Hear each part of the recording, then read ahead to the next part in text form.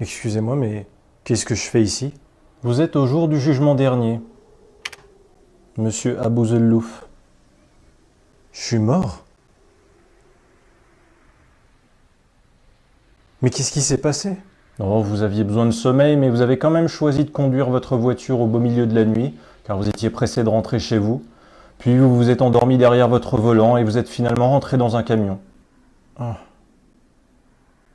Mais alors, si je suis mort, ça veut dire que vous êtes mon créateur bien-aimé. Votre créateur... Ah, Jean-Mi. Ah non, il est de l'autre côté de ce portail, au paradis. Le paradis. Je vais enfin pouvoir y accéder. J'ai attendu ce moment toute ma vie. Ok, mais je vous arrête tout de suite, votre nom ne figure pas dans la liste des humains autorisés à rentrer au paradis. Désolé.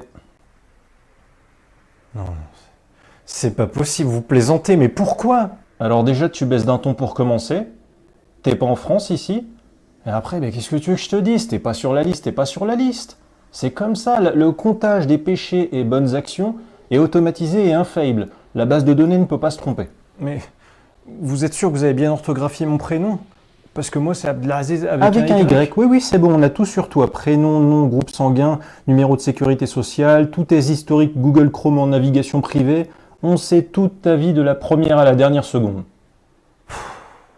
D'accord, mais je comprends pas pourquoi je n'ai pas le droit d'aller au paradis alors que je suis musulman.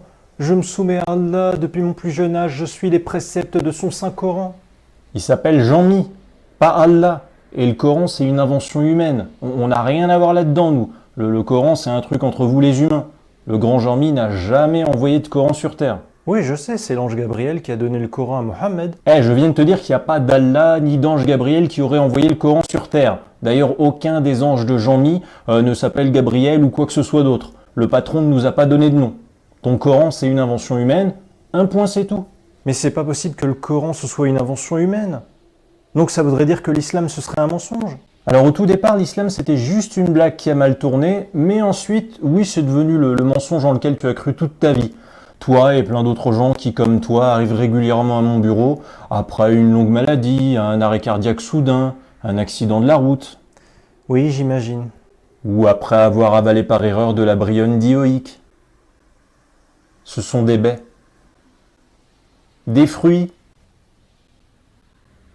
les petites boules rouges toxiques que tu peux parfois trouver quand tu te promènes dans la forêt. Ah, d'accord. Donc voilà quoi. Et qu'est-ce que vous allez faire de moi maintenant? Si je vais pas au paradis, alors ça veut dire que je vais en enfer, c'est ça? Eh bien oui, en effet, la logique voudrait que tu ailles... Tiens, c'est bizarre ça. Tu n'es pas non plus dans la liste des personnes condamnées à l'enfer. C'est étrange, pourtant c'est binaire, normalement on n'a que deux destinations possibles pour chaque humain décédé. Soit le paradis, soit l'enfer. Un instant, je vais appeler le service technique.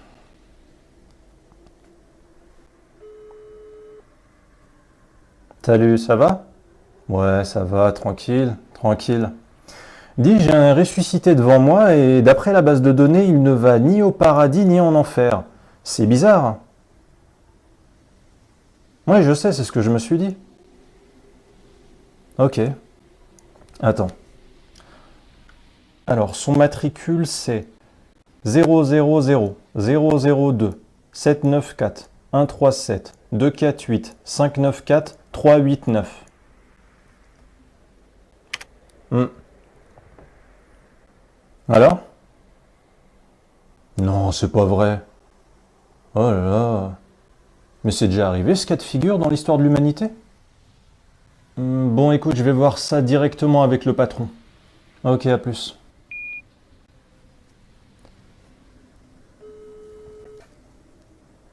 Oui, allô patron? Je m'excuse de vous déranger, on a un petit problème. En fait, je suis avec un ressuscité et c'est assez incroyable car il a obtenu le score parfaitement neutre de 0. Pile poil 0. Et ça ne nous est jamais arrivé ce cas de figure. Je ne connais pas la procédure.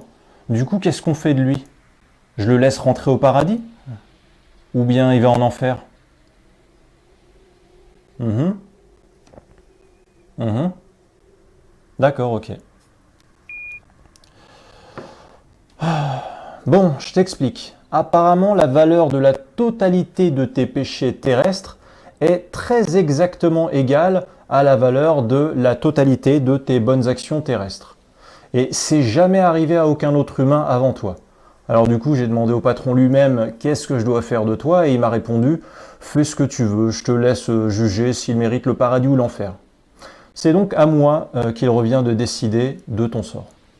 D'accord, alors, s'il vous plaît, je vous en supplie, laissez-moi entrer au paradis.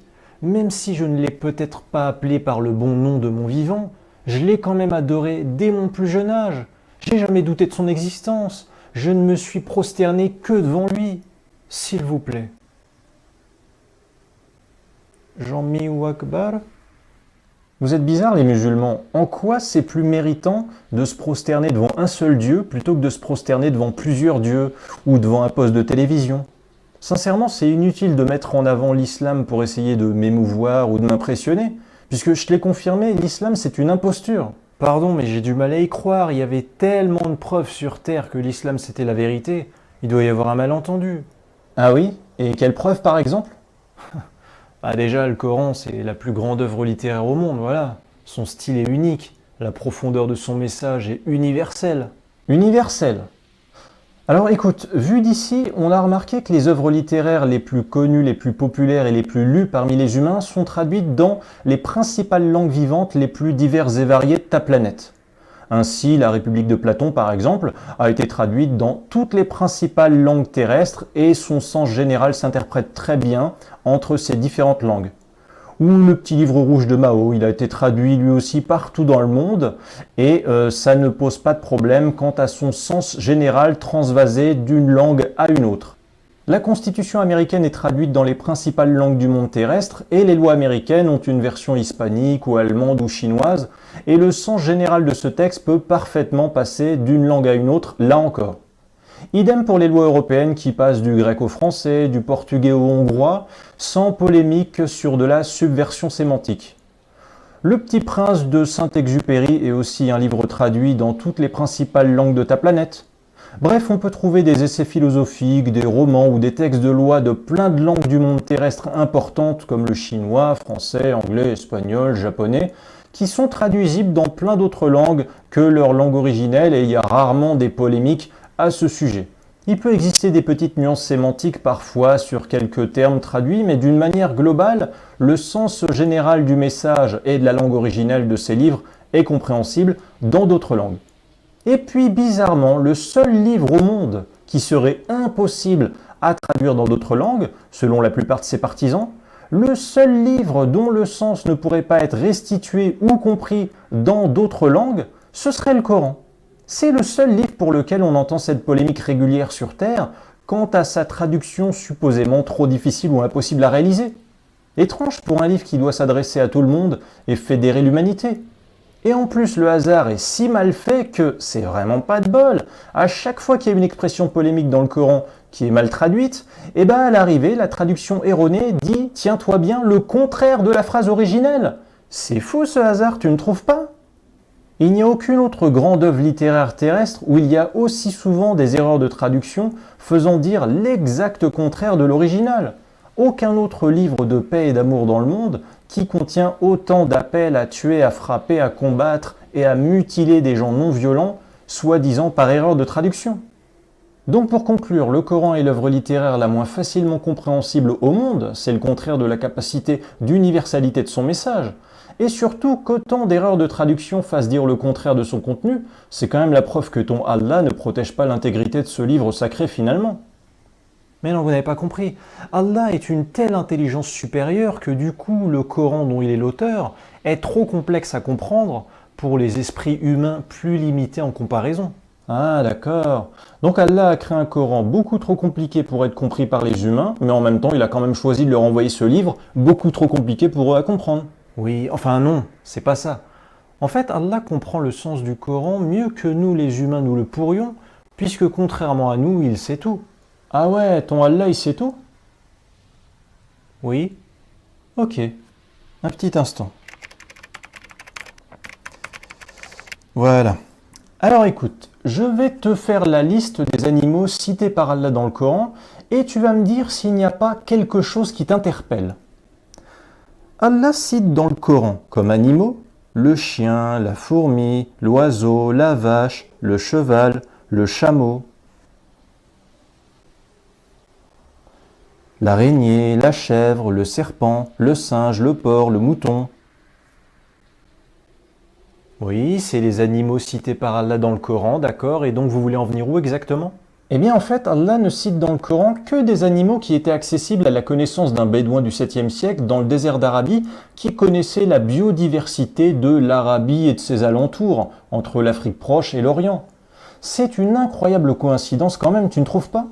Oui, c'est normal. Vous auriez voulu que dans le Coran soit cité l'ours polaire, le pingouin ou le caribou? Quel est l'intérêt de citer ces animaux à un public de bédouins du désert d'Arabie du 7e siècle qui ne sait même pas à quoi ça ressemble un pingouin? Ça n'était pas mon propos, je te dis juste que comme par hasard, ton Allah n'a jamais cité dans le Coran plus que ce que le Mohammed du 7e siècle ou un de ses contemporains pouvait savoir du monde réel qui l'entourait. Allah ne parle jamais dans le Coran des continents arctiques, antarctiques ou américains. Ça tombe bien, Mohammed en ignorait l'existence. Allah ne parle jamais des dinosaures dans le Coran. Ça tombe bien, Mohammed en ignorait l'existence. Et quelles sont les religions particulières citées dans le Coran alors que des religions, il y en avait des milliers sur toute ta planète du temps de Mohammed? Oh bah tiens, Allah cite dans le Coran le christianisme, le judaïsme ou le zoroastrisme. Ça tombe bien, ce sont justement des religions connues dans l'ère géographique du Moyen-Orient du 7e siècle. Quelle coïncidence! Mais dis-moi, ton Allah a-t-il révélé l'existence d'un seul élément culturel ou biologique ou matériel terrestre qui était inaccessible à la vue ou à la connaissance de Mohammed? Pose-toi la question. Bon, enfin bref, c'est pas le sujet de l'instant présent, c'est que je vais devoir décider de ton sort. Alors dis-moi pourquoi je devrais te laisser rentrer au paradis. Et inutile de me répondre ce que tu estimes avoir fait comme bonnes actions sur Terre, tout est déjà listé dans l'ordinateur. Non, dis-moi plutôt ce que je n'y trouverai pas. Dis-moi ce que tu n'as pas fait comme mal sur Terre, alors que tu aurais pu le faire, tu étais tenté de le faire, tu avais la possibilité de faire ce mal, mais tu t'es quand même abstenu. Ça m'intéresse. Bah, je sais pas. Bon, déjà, j'ai jamais tué personne, par exemple. Je t'ai pas demandé quel crime tu n'as pas commis, mais quel crime tu as été tenté de commettre, mais tu t'es quand même retenu de faire. Ou alors là, t'es en train de m'avouer que t'as failli assassiner des gens durant ton séjour sur Terre. Non, je me suis trompé. Bon. Écoutez, je sais pas. Je pense que comme mauvaise action que j'aurais pu faire mais que je n'ai pas faite, il est possible, peut-être dans ma vie effectivement, que j'ai pu me retenir d'avoir des envies de débauche. Genre coucher avec des femmes différentes en dehors du mariage. Ou boire de l'alcool. J'ai toujours trouvé intriguant les musulmans qui estiment que sur Terre c'est de la débauche de coucher avec des femmes en dehors du mariage et de boire de l'alcool, mais qui ensuite espèrent aller au paradis d'Allah pour retrouver leur prostituée vierge et le vin à volonté qui y est servi. Écoutez, j'ai peut-être eu tort de mon vivant, et l'islam était peut-être une fausse religion. Et vous pouvez vous moquer de ma religion, la critiquer, la mépriser, ironiser. Mais je vais vous dire une chose, toutes les meilleures actions que j'ai faites dans ma vie me viennent de l'islam. C'est Allah qui m'a toujours dit qu'il était obligatoire de respecter mes parents. C'est Allah qui m'a promis qu'il me récompensera chaque fois que j'aiderai les gens les plus faibles. Respecter les siens, aider les autres, ce sont des devoirs religieux islamiques sacrés, même si vous ne voulez pas l'entendre. Voilà ce que j'avais à dire pour plaider la cause de mes bonnes actions et justifier ce qui m'a toujours dissuadé d'en commettre de mauvaises. Tu sais quoi? Ta réponse pleine de conviction m'a plus que jamais conforté sur la vraie place qui devrait être la tienne dans cette vie éternelle. Je vais maintenant t'avouer quelque chose. Il y a des milliards d'humains qui sont déjà passés devant moi depuis le début des temps. Tu n'es pas le premier et tu es loin d'être le dernier. À chaque humain qui est passé devant moi à ta place, j'ai raconté le même discours, j'ai raconté la même histoire. Je lui ai fait croire que la valeur de ses bonnes actions terrestres était strictement égale à celle de ses péchés terrestres. Pour quelle raison? Parce que le grand Jean-Mi, qui savait déjà que tu méritais l'enfer, est toujours curieux de savoir quel regard les humains ressuscités portent sur le sens de leur vie. Sait-on jamais, peut-être qu'un jour un humain nous surprendra avec ses réponses. Ça n'arrive hélas jamais.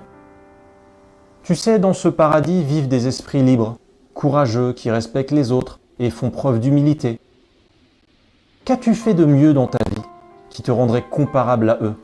Tu as passé un temps considérable à juger les autres et à leur dire ce qu'ils devraient faire pour être de meilleurs croyants, Alors que les plus faibles, qui n'osent pas affronter le regard de l'extérieur en sortant de chez eux, qui ont peur de la pression du groupe sur eux, ou qui ont le moins confiance en eux, ils ont plutôt besoin d'être entourés de gens qui leur fichent la paix et ne se mêlent pas de leur vie.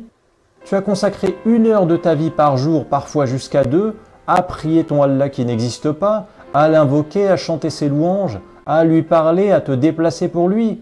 Non seulement c'était totalement inutile, car tu consacrais ton temps sur de l'espoir vide, loin de l'action, mais en plus je croyais que ton Allah était autosuffisant et parfait.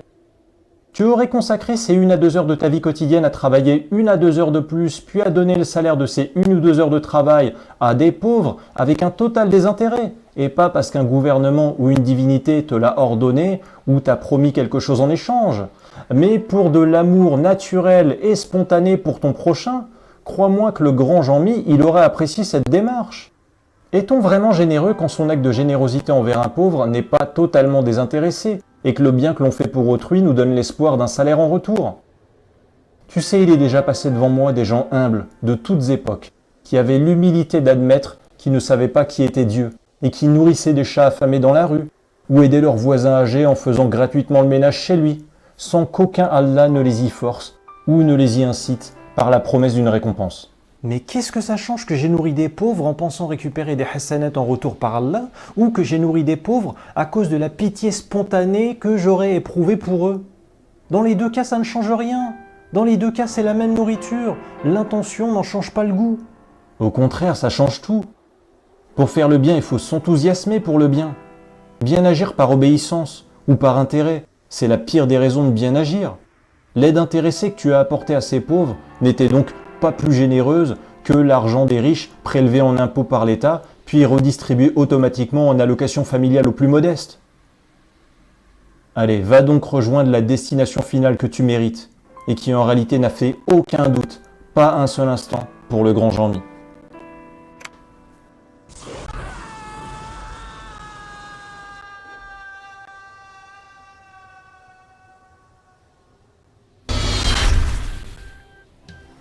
Mais vous êtes qui, vous? Et qu'est-ce que je fous ici? Vous êtes au jour du jugement dernier, Monsieur Garcia.